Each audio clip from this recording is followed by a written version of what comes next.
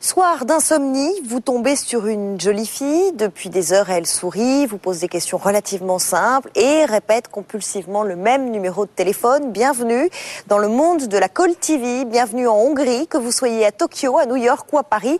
Vous regardez un programme fabriqué à Budapest. C'est là-bas que des producteurs roumains ont inventé cette télé-chip qui rapporte gros. Et pour la première fois, ils ont ouvert leurs portes à une télévision. Enquête de Christelle Robière. Une question simple. Combien d'euros y a-t-il au total sur cette image? Une animatrice survitaminée. Regardez ces petites piécettes à déterminer la somme exacte. Un numéro d'appel surtaxé, une cagnotte à la clé sur M6, France 3, RTL 9 ou Jet. Vous n'y avez pas échappé et vous n'êtes pas les seuls car la Call TV, pudiquement rebaptisée Télé-Tirelire en France, a aujourd'hui envahi les écrans du monde entier. Pour comprendre ce nouveau phénomène, direction la Hongrie. C'est à Budapest que se trouve le temple de la Call TV, le Graal du jeu par téléphone. Dans cette bâtisse plutôt austère, Télémédia produit 80 heures de Call TV par jour pour 40 pays. Ça, c'est le programme du Nigeria. Il commence dans 6 minutes. Voici le studio 16. Ici, on fabrique le programme turc. Ça, c'est le studio 9. On s'en sert pour la Hongrie et la France. Car que l'on soit chilien ou russe, français ou ivoirien, nous avons un point commun. Jouer, on a ça dans le sang. Et là, on a la télé, qui est le média le plus puissant au monde.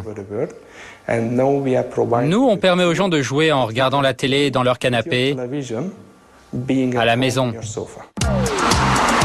Lise est française, elle habite à Budapest et travaille pour la chaîne de jeux Jet, filiale du groupe TF1. Elle anime 2 heures d'antenne en direct à partir de 11h du matin.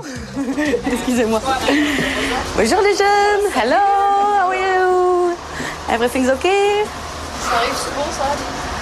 Oui, des rencontres dans le tram, oui, pratiquement tous les matins. Oui.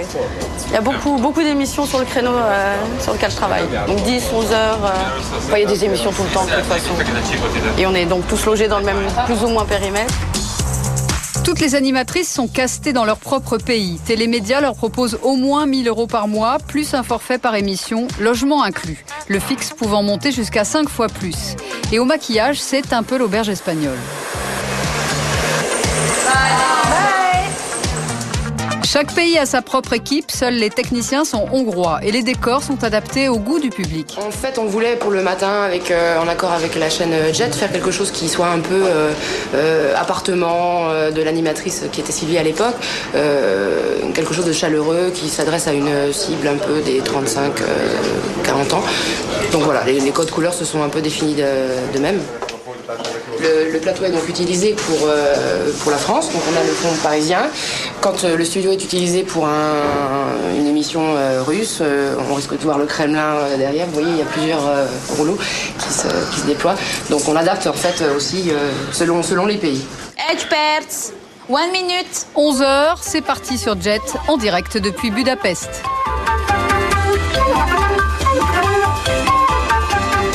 Bonjour, bienvenue à tous, bienvenue au sein de la tirelire du matin. Allez, on y va là, il faut foncer. Et oui, l'animatrice tire son adrénaline d'un coach à l'oreillette. Ah bah il faut tenter sa chance. Ah oui, puis il faut tenter sa chance. Et la méthode s'applique à tous les pays, que ce soit l'Inde. Ça, c'est pas ce qui passe là dans les boîtes à Abidjan là en ce moment? DJ Feno? Ça passe pas en ce moment dans les boîtes, DJ Feno? Ou encore la Côte d'Ivoire. Et je vais continuer à espérer que mon gagnant se tient là, quelque part, devant sa télévision, le téléphone à la main, prêt à me rejoindre. C'est hypnotique. C'est-à-dire qu'on se pose comme ça, puis on attend qu'est-ce qui va se passer. Quand l'émission est bonne, on arrive vraiment à capter les gens. Et dans les dernières minutes, on met le téléspectateur sous pression. Allez! Et dites juste une personne, juste une dernière. Allez, vite. Ah là là là là là.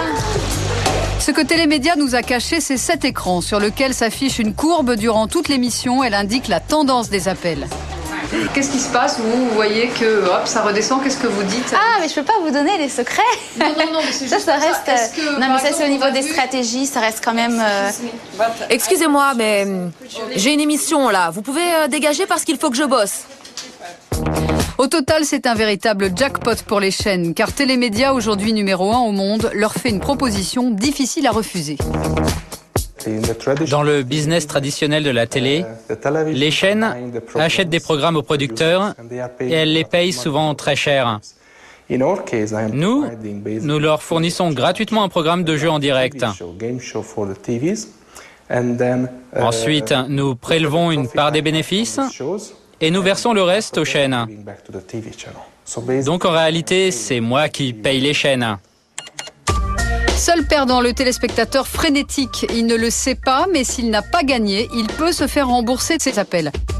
Par exemple, le site de l'appel gagnant sur RTL 9 lui rappelle ses droits au fin fond d'un règlement plutôt illisible.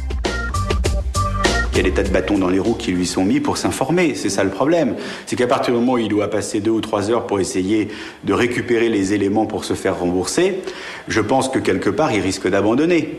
Et s'il risque d'abandonner, il risque de se retrouver finalement à jouer en payant.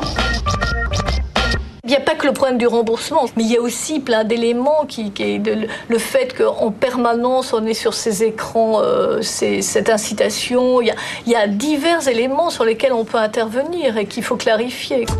Par exemple, indiquer de façon lisible le remboursement à l'écran, le CSA rendra une recommandation à l'automne.